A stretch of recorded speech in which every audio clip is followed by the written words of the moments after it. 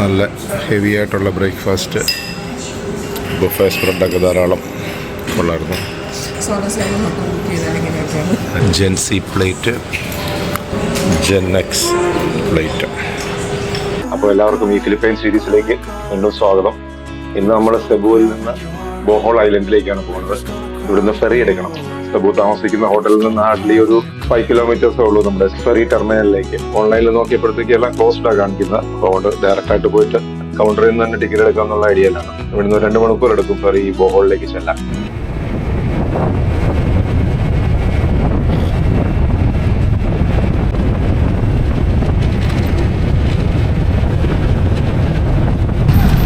രാവിലെ 6:30 ആയതേ ഉള്ളൂ. നല്ല ഉഗ്രൻ ട്രാഫിക്കാണ്. പൊതുവെ സൗത്ത് ഈസ്റ്റ് ഏഷ്യ കാണുന്ന ഒരു ഫിലോമിനാണ്. മോർണിംഗ് എന്ന് പറയുന്നത് എല്ലാം ഭയങ്കര ബിസി ആയിരിക്കും. അവരെല്ലാം ആക്ടിവിറ്റീസ് സ്റ്റാർട്ട് ചെയ്യുന്നത് നേരത്തെ ആയിരിക്കും. വൈകുന്നേരം നേരത്തെ വൈകിട്ട് പാവം ചെയ്യപ്പം സ്കൂളായാലും ഓഫീസുകളായാലും എല്ലാം നേരത്തെ സ്റ്റാർട്ട് ചെയ്യും മോർണിംഗ്. അതുകൊണ്ട് രാവിലെ 6 മണിയാകുമ്പോൾ തന്നെ നല്ല തിരക്കാറുണ്ടല്ലോ അല്ലേ. ഒരു ബോംബെയുടെ സൈഡും ചെന്നൈയുടെയൊക്കെ ട്രിപ്പിളിക്കേനൊക്കെ പോലെ അല്ലേ കൺജസ്റ്റഡ് ആയിട്ടുള്ള ഏരിയ കുറേ ഉണ്ട്. ആക്ച്വലി ഇങ്ങനെ പോകാമായിരുന്നെങ്കിൽ എളുപ്പമുണ്ടായിരുന്നു.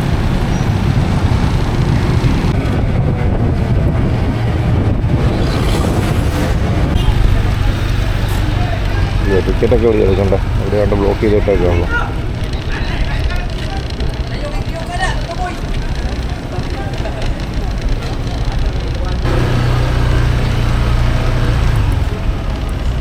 Ferry Pier 3 for ticket. Pier 3? This way. Oh, that way? Outside Pier 3 ang office. First left? Yeah. I can go like this? Yeah. Oh, under. Thank you. Huh? I have to go to Pier 3. Yeah, Pier 3. Yeah.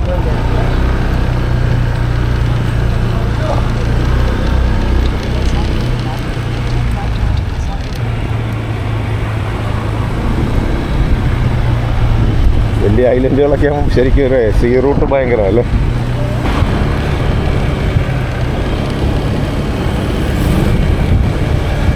Ticket ആദ്യം എടുക്കണമല്ലോ. അവിടെ ആൾക്കാർ കയറുന്നുണ്ട്. സ്ഥലമാണ് ഇവിടെ ബൈക്കൊക്കെ കയറുന്നതാണ്.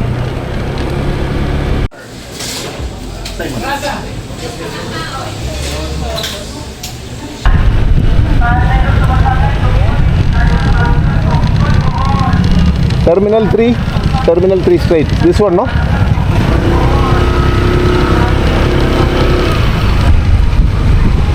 ഇവിടെ വച്ചിട്ട് പോയി ചോദിക്കാമല്ലേ. Checking അവിടെ കാണുമായിരിക്കും.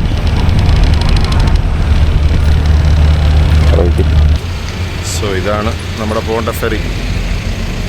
ഫെറിയെന്ന് ഇപ്പോൾ ബോഹോളിൽ നിന്ന് ഇങ്ങോട്ടുള്ള ഫെറി ആയിരുന്നു. വണ്ടികളൊക്കെ അൺലോഡ് ചെയ്യുന്നേ ഉള്ളൂ. Thank you. അപ്പം ഇതൊക്കെ ഇറങ്ങിപ്പോയിട്ട് വേണം നമ്മുടെ സാധനം കയറ്റാൻ. അപ്പോൾ അങ്ങോട്ടേക്ക് വലിയ ഐലൻഡാന്ന് തോന്നുന്നു. അങ്ങോട്ടേക്കുള്ള 2 വീലറുകൾ ലോറികളൊക്കെ കിടക്കുക. 2 വീലർ അങ്ങോട്ടുള്ളതെന്ന് തോന്നുന്നില്ല. ഇതാണ് നമ്മുടെ ഫെറി. വലിയ ഫെറിയാണ്. വലിയ ട്രക്കുകളൊക്കെ കയറ്റിക്കൊണ്ട് വരുന്ന ഫെറിയാണ്. അപ്പോൾ നമ്മൾ റൂഫിലാണ് നമുക്ക് ടിക്കറ്റ് എടുത്തേക്കുന്നത്. നോർമൽ ടൂറിസ്റ്റ് ക്ലാസ്, ബിസിനസ് ക്ലാസ്സിന് കാശ് കൂടുതലാണ്. സോ അപ്പോൾ മൊത്തം നമുക്ക് സ്കൂട്ടറും 2 പേർക്കൂടെ 2400 പെസോയായി. ടിക്കറ്റ് പ്ലസ് സ്കൂട്ടറിൻ്റെ ഫീ, പിന്നെ ഇവിടെ എന്തോ ടെർമിനൽ ഫീ എല്ലാം കൂടെ. ഇപ്പോൾ 2400 പെസോ വൺ സൈഡ്. വൈകുന്നേരം ഇതുപോലെയാണ് ചോദിച്ചാൽ എത്രയാവും? അപ്പോൾ 2400 ഓൾമോസ്റ്റ് 5000 പെസോ ആവും. അപ്പ് ആൻഡ് ഡൗൺ ബോഹോൾ കണ്ട് ഇങ്ങനെ സ്കൂട്ടറെ പോയിട്ട് വരികയാണെങ്കിൽ. സ്കൂട്ടർ ഇല്ലായിരുന്നെങ്കിൽ ഒരു 1200 രൂപ കുറവുണ്ടായിരുന്നു. പക്ഷേ അപ്പം നമുക്ക് അവിടെ ചെന്ന് കഴിഞ്ഞ് പിന്നെ വേറെ ട്രാൻസ്പോർട്ടേഷൻ എടുക്കണം. അപ്പോൾ അങ്ങനെ നോക്കുമ്പോൾ കുഴപ്പമില്ല. അതിലെല്ലാം കറങ്ങണമെങ്കിൽ പിന്നെ നമ്മുടെ സ്കൂട്ടർ ഉള്ളതുകൊണ്ട് സ്കൂട്ടറിൽ തന്നെ പോകുന്നതാണ് നല്ലത്. അപ്പോൾ ഇതാണ് ഫെറി. ഒരു സൈഡ് മുഴുവൻ ലോഡ് ചെയ്യുന്നു. ഇത് വണ്ടികൾ ലോഡ് ചെയ്യാനുള്ള സ്ഥലങ്ങളാണ്. അപ്പോൾ നമ്മുടെ സ്കൂട്ടറൊക്കെ നമ്മൾ കറക്റ്റായിട്ട് വെച്ചു. മോള് പാസഞ്ചർ ആയതുകൊണ്ട് അകത്തുനിന്ന് വേറെ തുറന്നു കഴിഞ്ഞേ വരുള്ളൂ. നമ്മൾ മുകളിലേക്ക് നേരത്തെ തന്നെ പാസഞ്ചർ നമ്മുടെ സ്കൂട്ടർ വെച്ച് കഴിഞ്ഞ് മുകളിലേക്ക് കയറാറുന്നതുകൊണ്ട് മുകളിലേക്ക് എത്തി. ഇതാണ് നമ്മുടെ നോർമൽ എക്കണോമി ക്ലാസ്. താഴെയാണെങ്കിൽ AC യും കുഷൻ സീറ്റും ഒക്കെയാണ്. മുകളിലായതുകൊണ്ട് ജസ്റ്റ് വുഡൻ ബെഞ്ച് സീറ്റ്. പിന്നെ കാറ്റ് കാണുമല്ലോ, അതുകൊണ്ട് കുഴപ്പമില്ല. കാഴ്ചകളൊക്കെ കണ്ടിങ്ങനെ പോവാം. ഇതാണ് ഇവിടുത്തെ ടെർമിനൽ 3, പയർ 3 എന്ന് പറയും. അവിടെ പിന്നെ ഒത്തിരി ഫിലിപ്പീൻസിലും മൾട്ടിപ്പിൾ ഐലൻഡ്സ് ആയതുകൊണ്ട് എങ്ങോട്ട് തിരിഞ്ഞാലും ഇഷ്ടംപോലെ ഫെറി സർവീസുകളുണ്ട്. ഏത് ഐലൻഡിലേക്ക് പോകണേലും ധാരാളം ഫെറികളുണ്ട്. പിന്നെ ടൈമിങ് ഇതിപ്പം ഫാസ്റ്റായിട്ട് പോകണ ഫെറി, അതുകൊണ്ട് ഇതിൻ്റെ ടൈം രാവിലെ ഒരെണ്ണം 7:30, രാവിലെ 2 ഉണ്ടായിരുന്നു. ഒരെണ്ണം 7 പോയി, ഒരെണ്ണം 7:30. ഇനി ഇത് കഴിഞ്ഞിട്ടുള്ളതിന് 1:30 ആവും. അതുകൊണ്ട് കാര്യമില്ല, കാരണം അവിടെ ഐലൻഡിൽ താമസിക്കേണ്ടി വരും. പിന്നെ ഒരു ദിവസം കൊണ്ടൊന്നും കറങ്ങാൻ പറ്റത്തില്ല. ഇപ്പോൾ 7:30 ആയതുകൊണ്ട് ഒരു മാക്സിമം 9:30, 10 മണിക്കുള്ളിൽ ഐലൻഡിൽ വരികയാണെങ്കിൽ അവിടുന്ന് നമുക്ക് ഒരു ഈവനിങ് 5 മണി വരെ കയ്യിലൊക്കെ കറങ്ങി കാഴ്ചകളൊക്കെ കണ്ട് തിരിച്ച് ഫെറിയെ കയറുകയാണെങ്കിൽ വൈകുന്നേരം 7 മണിക്കുള്ളിൽ തിരിച്ചിഞ്ഞ് പോരായിരിക്കും. വലിയ തിരക്കുണ്ടെന്ന് തോന്നുന്നില്ല. നമ്മളവിടെ ടിക്കറ്റ് എടുക്കാൻ ചെന്നപ്പോഴത്തേക്ക് ആകെ 10 പേര് അതിന് മുമ്പ് ടിക്കറ്റ് കൗണ്ടറിൽ ടിക്കറ്റ് എൻട്രി ചെയ്തിട്ടുള്ളൂ. പിന്നെ ഓൺലൈനിൽ വല്ല എടുത്തവർ വേറെ ഉണ്ടായിരിക്കും. ഓൺലൈനിലും ടിക്കറ്റ് എടുക്കാം. പിന്നെ നമ്മൾ ആദ്യത്തെ ഒരു എക്സ്പീരിയൻസ് ആയതുകൊണ്ട് ഇവിടെ വന്ന് എൻക്വയറി ചെയ്തിട്ട് കറക്റ്റായിട്ട് ഇൻഫർമേഷൻ എടുത്തിട്ട് പോകാമെന്ന് വിചാരിച്ചു. അപ്പോൾ മോളൊക്കെ വരുന്നുണ്ട്, പാസഞ്ചേഴ്സ് വരുന്നുണ്ട്. പാസഞ്ചേഴ്സിൻ്റെ ഫെറിയിലേക്ക് വരാനുള്ള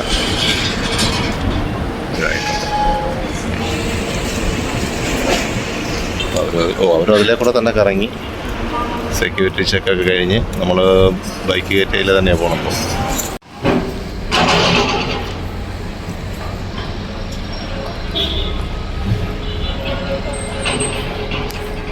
7:30 എടുക്കേണ്ട ഫെറിയാണ്. 7:40 എടുത്തിട്ടില്ല. ഓക്കെ, പോകുന്നൊന്നും ആൾക്കാരധികം ഇല്ല.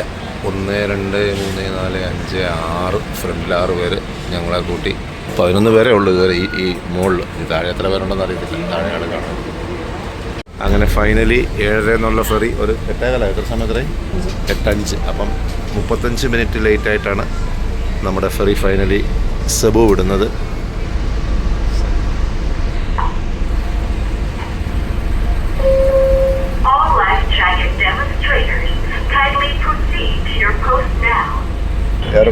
ഫ്ലൈറ്റിൽ അറിയത്തില്ല കേട്ടോ. ഫെറിയിലെ ഇൻസ്ട്രക്ഷൻ നമ്മൾ കേട്ടിട്ടില്ല.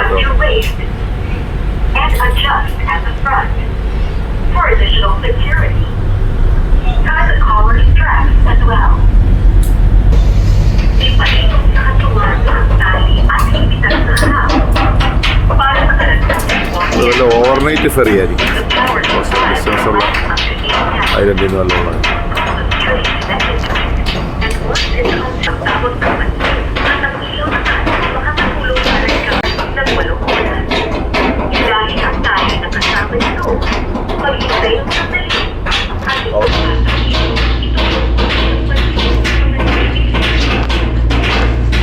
ഇതോ തല്ലി പൊട്ടിക്കുന്നവരുള്ള ഒച്ച കേട്ടോ.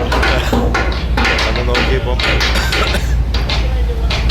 നമ്മുടെ ഫെറിയുടെ ഡെക്കിലിരുന്ന് അമ്മമാരെ റിപ്പയർ ചെയ്യുന്നു. അപ്പോൾ പെയിൻറ്റ് ഫ്രഷ് അടിക്കാൻ വേണ്ടി പഴയ സാധനം എല്ലാം തല്ലി പൊട്ടിക്കുക.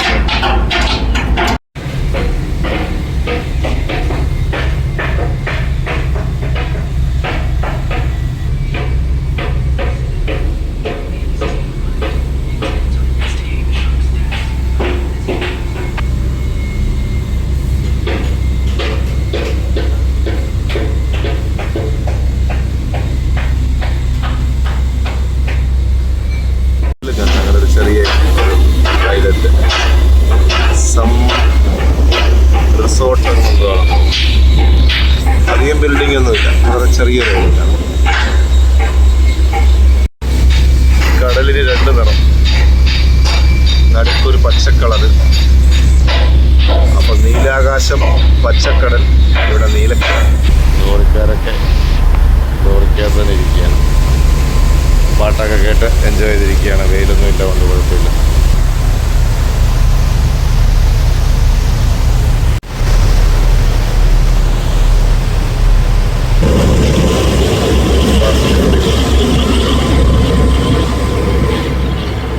ചെറിയ ഐലൻഡാണ്.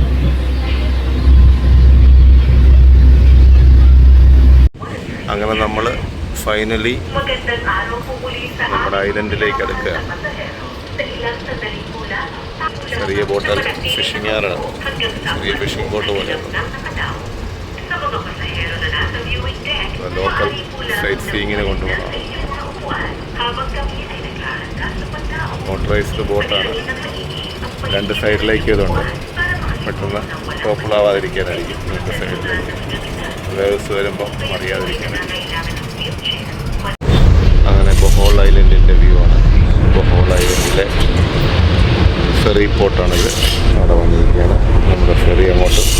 എടുത്തുകൊണ്ടിരിക്കുന്നു. അങ്ങനെ ഫെറിയിൽ നിന്ന് ഇനിയിപ്പോൾ സ്കൂട്ടർ എടുക്കണം. സ്കൂട്ടർ എടുക്കാൻ റെഡിയായി.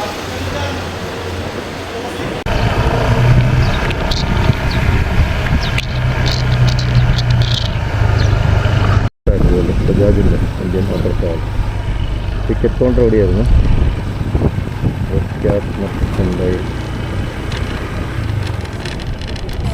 ഓ ferry ticket counter, ticket here.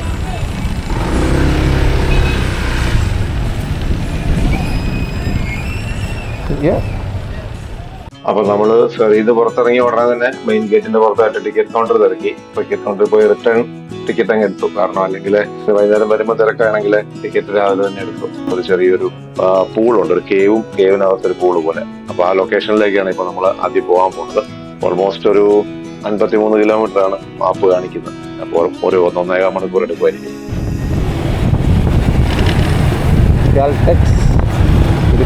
Caltex സ്ട്രോങ്ങാണ്.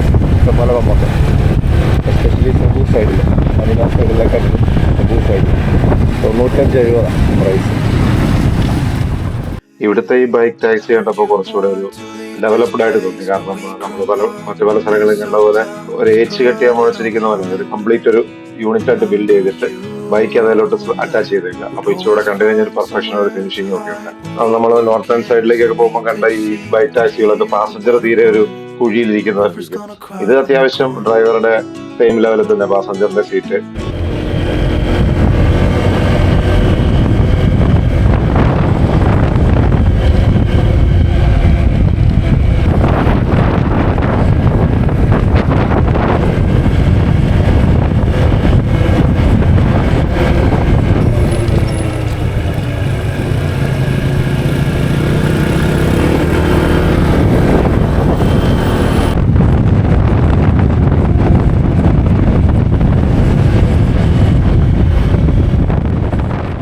European ടൂറിസ്റ്റുകളൊക്കെ ഉണ്ട് ഇവിടെ കൂടുതലും. എല്ലാവരും തന്നെ ഇങ്ങനെ ചെറിയ സ്കൂട്ടറൊക്കെ എടുത്ത് കറങ്ങാണ്. കൂടുതൽ ദിവസങ്ങളോട് താമസിക്കുന്നവരാന്ന് തോന്നുന്നു. ഹെൽമെറ്റും കാര്യങ്ങളൊന്നുമില്ല. അതൊക്കെ ലോക്കൽ കറക്കമാണെന്ന് തോന്നുന്നു.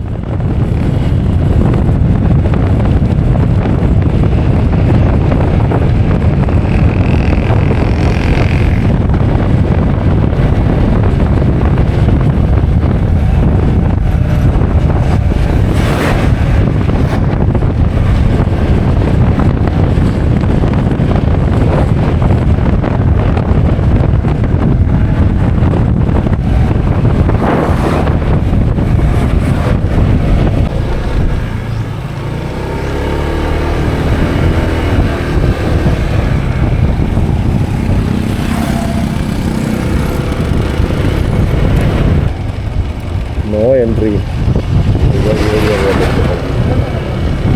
രണ്ട് വഴിയും പോവാം. അത് നോ എൻട്രി ആണല്ലോ. നോട്ട് കാണിക്കാം.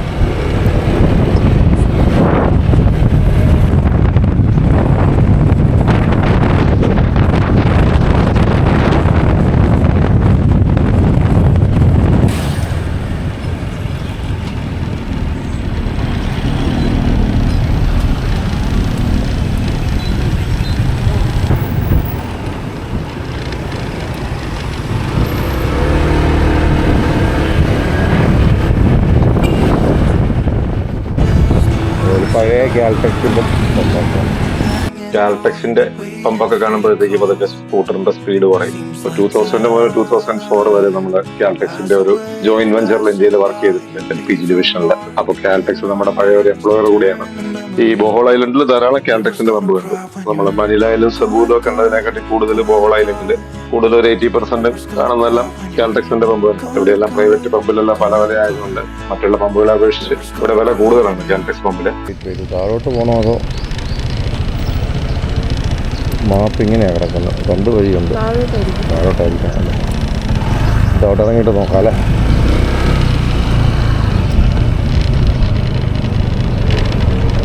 ആ അതെ, താഴോട്ട്.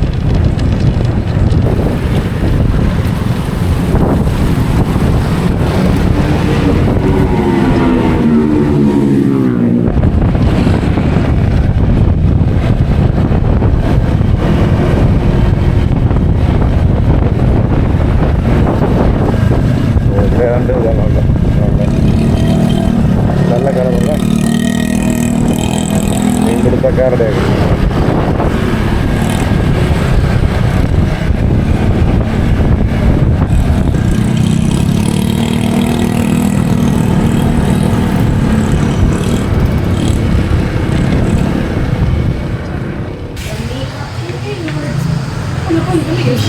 ഇതിവിടെ നമ്മൾ കഴിക്കാൻ പോകും. പാവുണ്ടെന്നല്ലേ പറഞ്ഞല്ലേ? ഇൻസാണ് ലെഗ് പീസ് വെച്ചുള്ള ചിക്കൻ. പിന്നെ ഇവിടെ അൺലി റൈസ് വേണമെന്ന് വെച്ചാൽ അൺലി എന്ന് പറഞ്ഞാൽ അൺലിമിറ്റഡ് റൈസ് എന്ന്. പിന്നെ അത് മനസ്സിലായത് അൺലി റൈസ് എന്ന് തന്നെയാണ്. അപ്പോൾ നമ്മുടെ സാധനം വന്നു. ഇതാണ് ചിക്കൻ ആൻഡ് റൈസ്. നോക്കൂ നമ്മളെങ്ങനെയാണ് ചോറുണ്ടെന്ന്. സർജറി കഴിഞ്ഞ് പെട്ടെന്ന് ഓപ്പറേഷൻ തിയേറ്ററിൽ നിന്ന് ഇറങ്ങി വന്ന് ചോറുണ്ടെന്ന്. ഇവിടുത്തെ ഒരു സിസ്റ്റമാണ്. അവർക്ക് ഇവിടുത്തെ കയ്യിൽ ഇത് ഗ്രേവി ഒന്നും പറ്റാതിരിക്കാൻ വേണ്ടി ഗ്ലൗ ഇട്ട് വേണമെങ്കിൽ കഴിക്കാം. അപ്പോൾ ഞാൻ 1-2 സ്ഥലത്ത് ഇങ്ങനെ കണ്ടത്. നമുക്കിത് ശരിയാവുമെന്ന് അറിയത്തില്ല, എന്നാലും നോക്കാം. ചിക്കനും റൈസുമാണ്. അപ്പം നോക്കിയേക്കാം. ചൂടറിയുന്നുണ്ട്, നല്ല ചൂടുണ്ട്.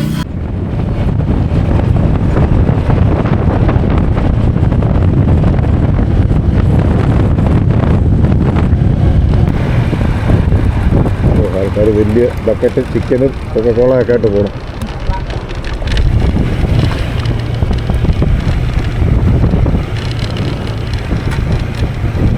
ഇപ്പം വണ്ടി പാർക്കിംഗ് അതിനടി ബാത്ത് റിസോർട്ട് എന്നൊക്കെ എഴുതിയേക്കുന്നു. യാ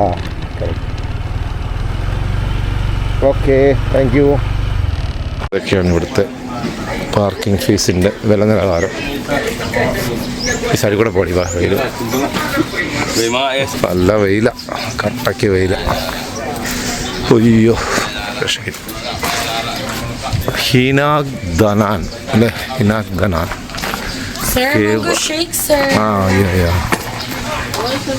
ഇത് കേവും പിന്നെ ഇവിടെ ബാത്ത് റിസോർട്ടും ഉണ്ട്. അത് ശരി, അത് നേരത്തെ അറിഞ്ഞില്ല. അപ്പം ഇതാണ് നമ്മൾ കേവിലേക്ക് ഇറങ്ങി വരുന്ന വഴി. ഇങ്ങനെ ഇറങ്ങി അകത്ത് ലൈറ്റുണ്ട്, കുഴപ്പമില്ല. ഇറങ്ങുന്ന അവിടെ ഇച്ചിരി ഹൈറ്റ് കുറവാണ്, തലയടിച്ചേനെ. അതുകൊണ്ട് കുനിഞ്ഞൊക്കെ ഇറങ്ങി. ഒരു ചെറിയ കേവാണ്. നമ്മൾ ജോർജിയയിൽ കഴിഞ്ഞ വർഷം പോയപ്പോൾ കണ്ട പ്രൊമത്തിയോസ് കേവ് വെച്ച് നോക്കുമ്പോൾ ഇതൊന്നും ഒരു കേവേ അല്ല. അതാണ് കേവ്. അടിപൊളി കേവായിരുന്നു. അതിനകത്ത് കുഴപ്പമില്ല. ഇതിനകത്താണ് കേട്ടോ ബാത്ത് പരിപാടി. ഇറങ്ങണം കേട്ടോ, വെള്ളത്തിൽ ഇറങ്ങണമെങ്കിലേ. അപ്പോൾ ചെറിയൊരു കേവ്. ശരിക്കും ഇത് വെള്ളത്തിൽ ഇറങ്ങുക എന്നുള്ളതാണ് ഇവിടുത്തെ മെയിൻ ഇൻട്രസ്റ്റിംഗ് ഐറ്റം. ചെറുതായിട്ടൊക്കെ മുകളിൽ നിന്ന് വെള്ളം വീഴുന്നുണ്ട്. പക്ഷെ നല്ല ക്ലിയർ വാട്ടറാണ് കേട്ടോ. അണ്ടർഗ്രൗണ്ട് എവിടെ നിന്ന് വരുന്നതാണോ വെള്ളം? നാച്ചുറൽ വാട്ടറാണ്. ആൾക്കാരൊക്കെ വെള്ളത്തിൽ ഇറങ്ങുന്നൊക്കെ ഉണ്ട്. നല്ല ക്ലിയർ വാട്ടർ. അടിയുണ്ടോ? It's very good. Clear water അല്ലേ?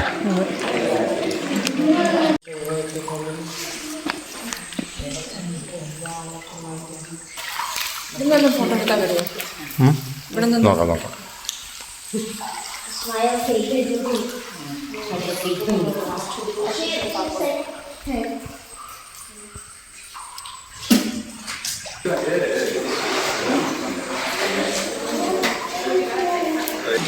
വലിയ ചൂടില്ല. അത്രയ്ക്ക് ഹ്യൂമിഡായിട്ടുണ്ട്, എന്നാലും വലിയ ചൂടില്ല ഇവിടെ കാണാൻ. നല്ല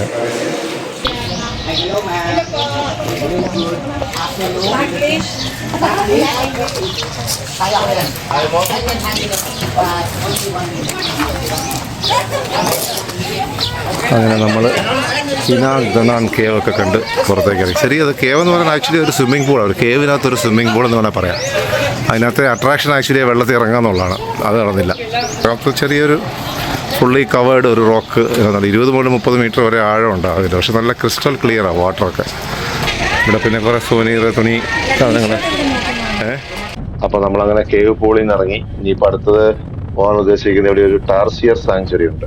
പ്രൈമേറ്റ് വിഭാഗത്തിൽപ്പെടുന്ന ഒരു ചെറിയ ജീവിയാണ് ഈ ടാർസിയർ എന്ന് പറയുന്നത്. സോ അതിൻ്റെ പ്രൊട്ടക്ഷന് വേണ്ടിയുള്ള ഒരു ചെറിയൊരു സാങ്ച്വറി ഉണ്ട് ഇവിടെ. ഈ ബോഹോൾ ഐലൻഡിലെ ബയോഡൈവേഴ്സിറ്റിയുടെ ഒരു ഭാഗമാണ് ഈ ടാർസിയർ എന്ന് പറയുന്നത്. അപ്പോൾ ടാർസിയർ സാങ്ച്വറി ഒന്ന് കാണുക എന്നുള്ളതാണ് അടുത്ത ലക്ഷ്യം. ഇവിടെ ഈ സാധനം ഇവിടെ പ്രോപ്പർലി നോക്കിയത് ബൈക്ക് എടുത്ത് അങ്ങനെ അറ്റാച്ച് ചെയ്താൽ മതി. മറ്റേ ഒരു കംപ്ലീറ്റ് യൂണിറ്റ് ആയിട്ടാണ്.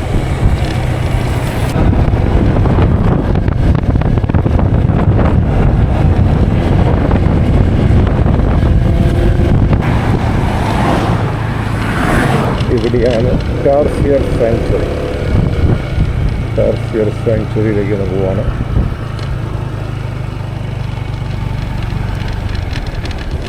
ടാർസിയർ സാങ്ച്വറി വന്നു നമ്മൾ.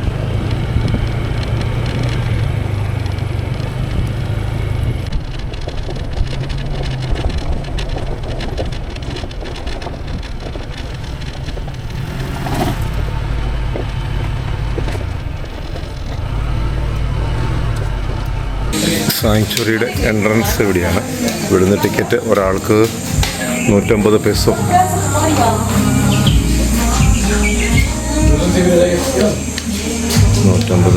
ആണ്.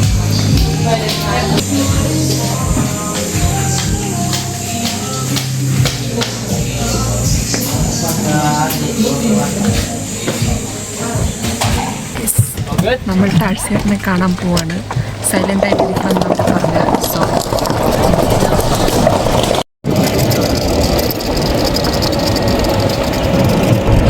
ഇലക്ട്രിക് വെഹിക്കിളാണ്. അപ്പോൾ ഇങ്ങനെ ടാർസിയറിൻ്റെ സ്ഥലത്തേക്ക് കൊണ്ടുപോകണം. ഇവരൊക്കെ നടന്നു പോകണം. അങ്ങോട്ട് ഇറക്കിയിട്ട് ഇങ്ങോട്ട് നടക്കണമായിരിക്കും. കൈൻഡ് ഓഫ് നേച്ചർ വാക്ക് പോലെ.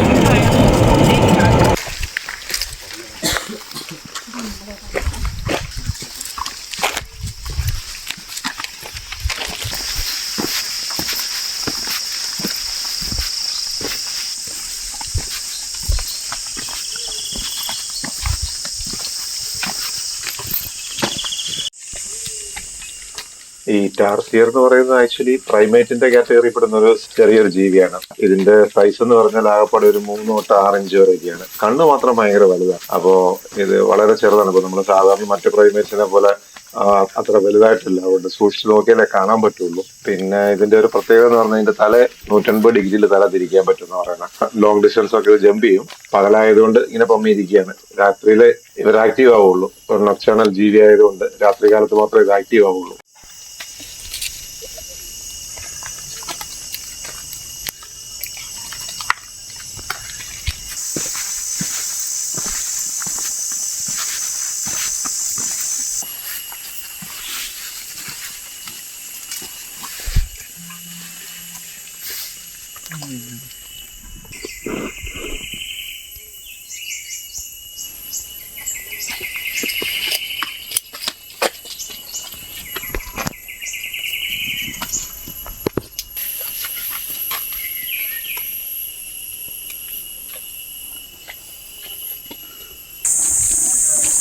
അപ്പോൾ ഇതാണ് ടാർസിയർ സാങ്ച്വറിയുടെ എൻട്രൻസ്. അത്യാവശ്യം നല്ല രീതിയിൽ ഉണ്ടാക്കിയിട്ടുണ്ട്. ചെറുതാണ്. ഒരു മൂന്ന് ടാർസിയറിനെ കണ്ടത് പോയപ്പോൾ. എല്ലാം ഇങ്ങനെ പമ്മിയിരിക്കുന്നത് നൊക്ടേണൽ ടൈപ്പ് ജീവിയാണ്. രാത്രിയിൽ ആക്റ്റീവ് ആവുള്ളൂ. പകൽ കൂടുതലും ഉറങ്ങി പമ്മിയിരിക്കുന്ന മൂങ്ങയൊക്കെ പോലെ പമ്മിയിരിക്കുക അത്. അപ്പോൾ ഈ ടാർസിയർ സാങ്ച്വറി എല്ലാം കണ്ടു കഴിഞ്ഞ് നമ്മൾ നേരെ ഇറങ്ങി. ഇവിടുന്ന് കുറച്ച് മുമ്പോട്ട് പോയി കഴിഞ്ഞാൽ ഒരു മാൻമെയ്ഡ് ഫോറസ്റ്റ് ഉണ്ടെന്ന് വായിച്ചിരുന്നു. അപ്പോൾ അതൊന്ന് കാണുക എന്നുള്ളതാണ് അടുത്ത ലക്ഷ്യം.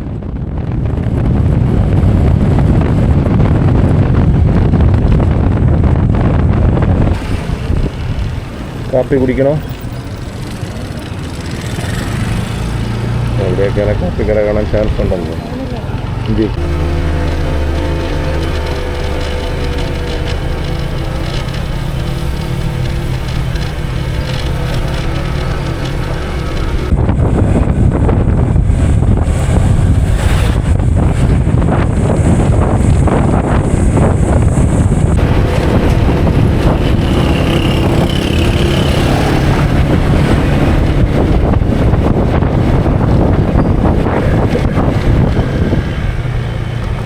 നമ്മൾ മാൻമെയ്ഡ് ഫോറസ്റ്റിൻ്റെ സ്ഥലത്തേക്ക്. നല്ല തണുപ്പ് വന്നപ്പോഴത്തേക്കും മരങ്ങൾ വെച്ചാലുള്ള അഡ്വാൻറ്റേജ് ഇത്രേ ഉള്ളൂ.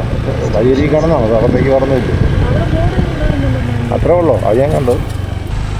So this is man-made. Hello.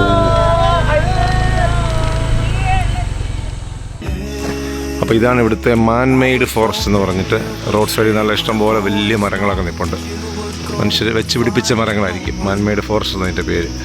അപ്പോൾ അവിടെ വന്ന് നിർത്തി 2-3 ഫോട്ടോ ഒക്കെ എടുക്കാമെന്ന് വിചാരിച്ചു. നല്ല തണുപ്പാണ് ഇവിടെ. പുറത്ത് ഇതിനു മുമ്പ് വണ്ടി ഓടിച്ചുകൊണ്ട് ഇങ്ങോട്ട് കയറുമ്പോഴത്തേക്ക് ഒരു 4-5 ഡിഗ്രി വ്യത്യാസമുണ്ട് ടെമ്പറേച്ചറിന്.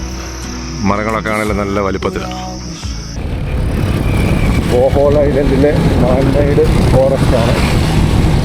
കുറച്ച് ദൂരത്തേക്കുണ്ട് ഇഷ്ടംപോലെ മരങ്ങളൊക്കെ വെച്ച് പിടിപ്പിച്ചേക്കുന്നത്. നല്ല ഭംഗിയുണ്ട്, നല്ല കുളിർമയാണ്. വെയിലില്ല, മരങ്ങൾ ഇത്ര ഹൈറ്റിൽ നിൽക്കുന്ന കാരണം നല്ല കുളിർമയാണ്.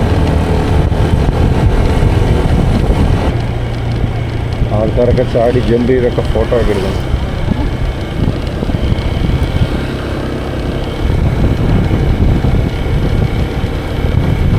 ഓ, ഇവിടെ ഒരു എക്കോ പാർക്ക് ഉണ്ടല്ലോ, അത് പക്ഷേ അടച്ചിട്ടേക്കും. That is closed.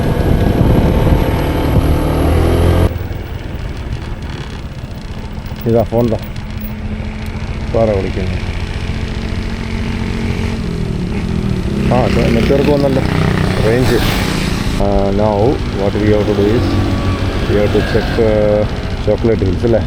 5:30 7 ഫെറി എടുക്കണമെങ്കിൽ അതായിരിക്കും നല്ലത്. നമ്മൾ ഇവിടെയാണ് നിൽക്കുന്നത്. ഇങ്ങനെയും പോവാം. 1 hour 22 minutes മുമ്പോട്ട് പോയാൽ ഇതാണ് 1 hour 12 minutes, ഇതാണ് 1 hour 21 minutes.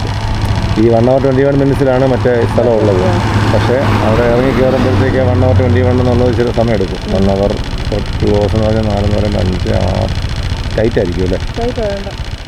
അപ്പോൾ രാവിലെ ഫെറി കറക്റ്റ് സമയത്ത് സ്റ്റാർട്ട് ചെയ്യാഞ്ഞുകൊണ്ടുള്ളൊരു ബുദ്ധിമുട്ട് നമുക്ക് ഈവനിങ് ആയപ്പോഴത്തേക്കും അനുഭവപ്പെട്ടു. കാരണം ചോക്ലേറ്റ് ഹിൽസ് ഇവിടുന്ന് കുറച്ച് ദൂരമുണ്ട്. ചോക്ലേറ്റ് ഹിൽസ് കണ്ടിട്ട് തിരിച്ച് ഈവനിങ് ഫെറി എടുക്കുക എന്ന് പറഞ്ഞാൽ ബുദ്ധിമുട്ടാവും. കാരണം രാവിലെ നമ്മൾ ഇവിടെ വന്ന ഫെറി ഇറങ്ങിയപ്പോൾ തന്നെ 10 മണിയായി. ആക്ച്വലി 7 മണിക്ക് സെബൂന്ന് പുറപ്പെട്ടിരുന്നെങ്കിൽ ഫെറി 9 മണിക്ക് ഇവിടെ എത്തിയാണ്. അങ്ങനെ ആയിരുന്നെങ്കിൽ നമുക്കൊരു 1 മണിക്കൂർ സമയലാഭം ഉണ്ടായിരുന്നു. ഈ പറഞ്ഞ ചോക്ലേറ്റ് ഹിൽസ് കൂടെ കണ്ടിട്ട് പോകാം. ഇനിയിപ്പോൾ ചോക്ലേറ്റ് ഹിൽസ് കാണാൻ പോയി കഴിഞ്ഞാൽ വൈകുന്നേരത്തെ ഫെറി പിടിക്കാൻ ബുദ്ധിമുട്ടാവും. അതുകൊണ്ട് അത് നമ്മൾ സ്കൂട്ട് ചെയ്യണം. അത്ര ഡിസ്റ്റൻസ് ഉണ്ടെന്ന് മനസ്സിലായില്ല. അത്ര ഡിസ്റ്റൻസ് ഉണ്ടെന്ന് എനിക്ക് തോന്നിയില്ല. കാരണം ഒരു ദിവസം നിൽക്കുകയാണെങ്കിൽ എല്ലാം അടിപൊളിയായിട്ട് നമുക്ക് കണ്ടു പോകാം. പക്ഷേ പോകണം.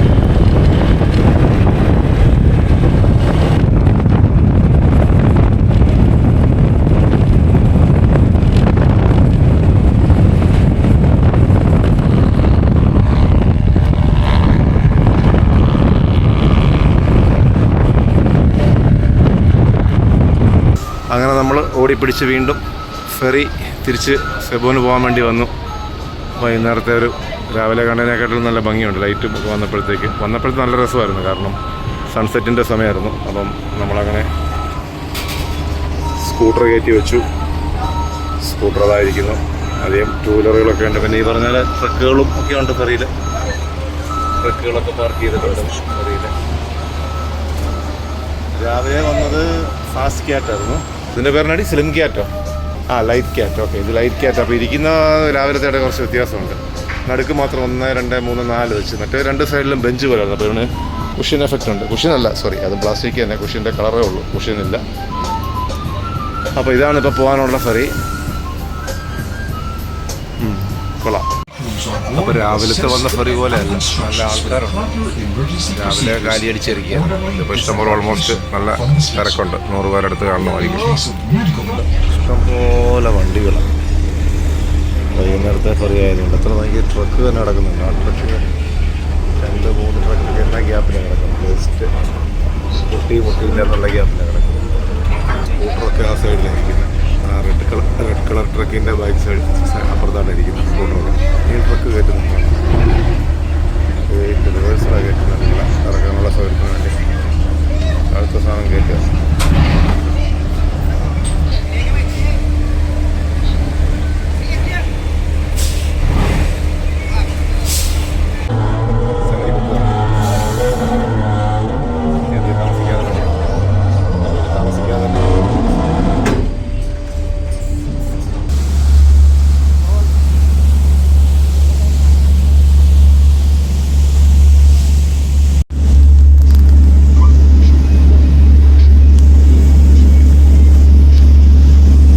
സെബൂലേക്ക് തിരിച്ച് വീണ്ടും അടുക്കാറായി.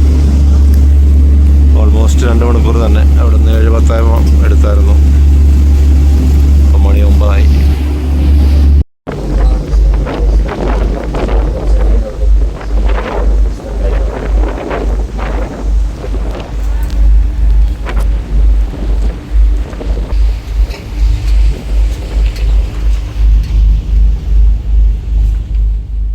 അപ്പോൾ ഈ ബോഹോൾ ട്രിപ്പൊക്കെ ഇഷ്ടമെങ്കിൽ നമ്മളുടെ വീഡിയോ ലൈക്ക് ചെയ്യുക, ഷെയർ ചെയ്യുക, ചാനലൊന്ന് സബ്സ്ക്രൈബ് ചെയ്യുക.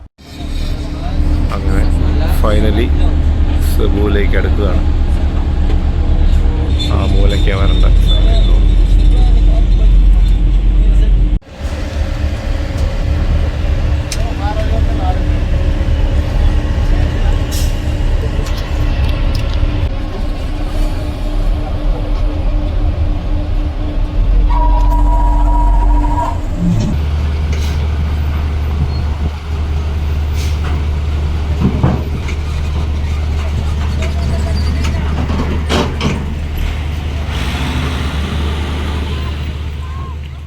അപ്പോൾ അതൊക്കെയാണ് ബോഹോൾ ഐലൻഡ് വിശേഷങ്ങൾ.